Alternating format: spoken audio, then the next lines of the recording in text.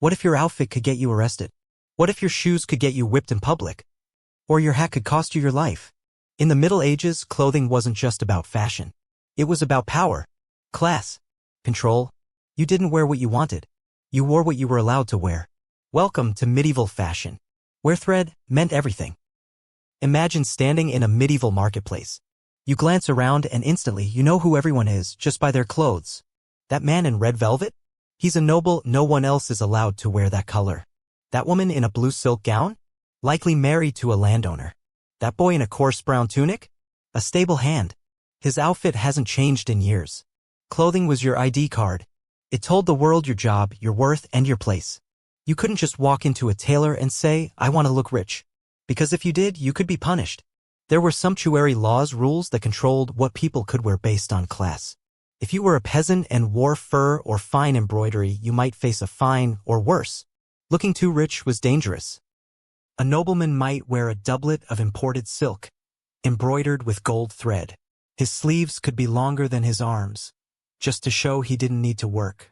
He'd wear hose, tight-fitting wool pants, and leather shoes dyed red or blue. Colors were bold, luxurious, symbolic. Meanwhile, the average peasant wore the same thing every day. A rough tunic made from wool or linen. A rope belt. Maybe a hood if they were lucky. No buttons. No colors. No shoes. And when it rained, you just got wet. Because waterproofing didn't exist for the poor. Let's start at the top. A nobleman in the 1300s dressed like a walking monument to his own wealth. He wore layers not for warmth, but for status. An undertunic made of fine linen. A padded doublet stitched with silk. A robe or cloak lined with fur, fox, ermine, or squirrel. Pointed leather shoes with curled toes, longer meant richer. Buttons weren't just functional, they were fashion. Some were carved from bone or polished metal. Some had jewels. A noblewoman's gown might take weeks to sew. She wore tightly laced bodices, high collars, embroidered hems, and long trailing sleeves called angel wings. Hair was hidden under elaborate veils or headgear, including the hennin, a cone-shaped hat that towered over her head like a church spire. These weren't clothes to work in. They were clothes to be seen in. Now move down the ladder. A peasant man might own 2 tunics total. Wool in winter, linen in summer, both homespun and often itchy. Instead of trousers, he wore braize, baggy underpants tied at the waist with a cord. Over those, a short tunic and, if lucky, hose or leg wraps. Shoes? Maybe clogs. Maybe nothing.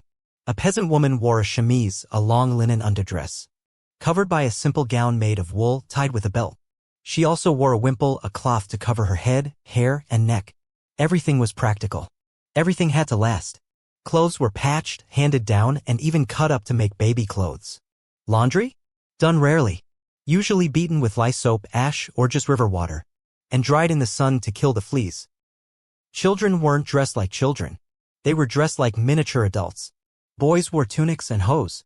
Girls wore gowns and veils. Shoes were optional. Many kids went barefoot until age 10. There were no cartoon shirts, no bright colors, no playful patterns. Just smaller versions of adult clothing because children were expected to grow into their roles. And if a child's clothing got ruined, it was often their only set. They might wear it torn for months. Monks wore simple brown or black robes tied with rope called habits. These were meant to show humility, poverty, devotion.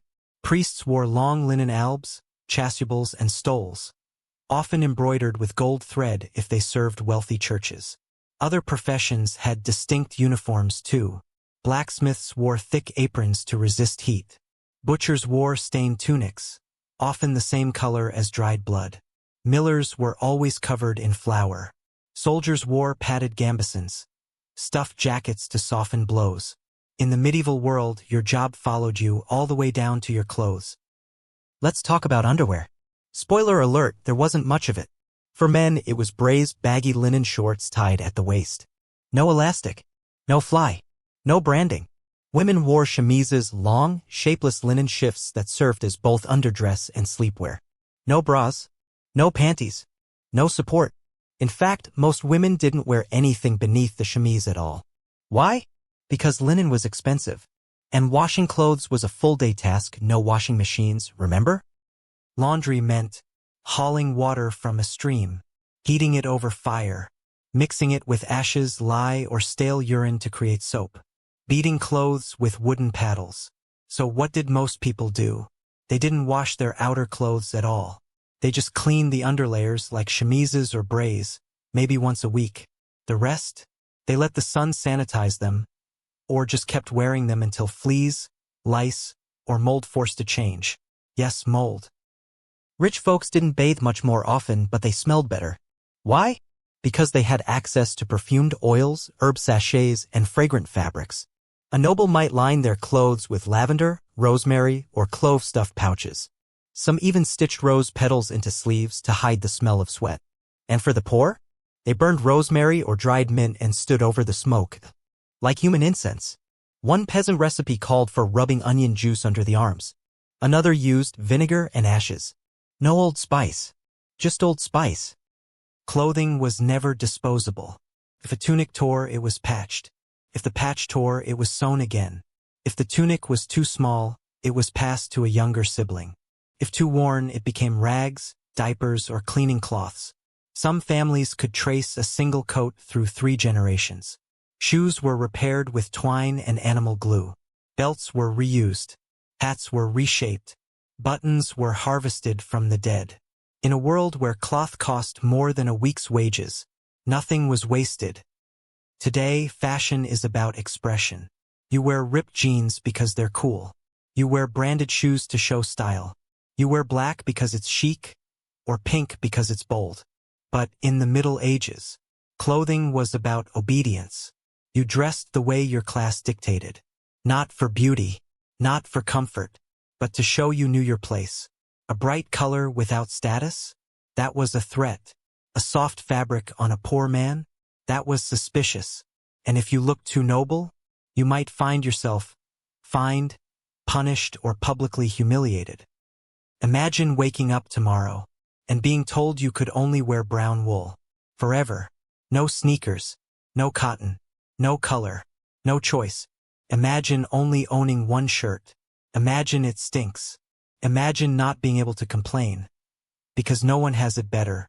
That was life for millions of people, for hundreds of years. And yet, they found ways to personalize, to adapt, to survive. With scraps of color. With belts made from rope. With pride, even in rags. So now we ask you, would your current outfit get you arrested in 1350? Would your hoodie, your jeans, your bright colors break the law? Let us know in the comments. My 2024 outfit would be illegal in 1324. Or I'd survive medieval fashion. And if you enjoyed this journey through the wardrobe of the past, hit that subscribe button, ring the bell, and get ready. Because next time, we're not talking about what they wore. We're talking about what they ate and what it would do to your stomach.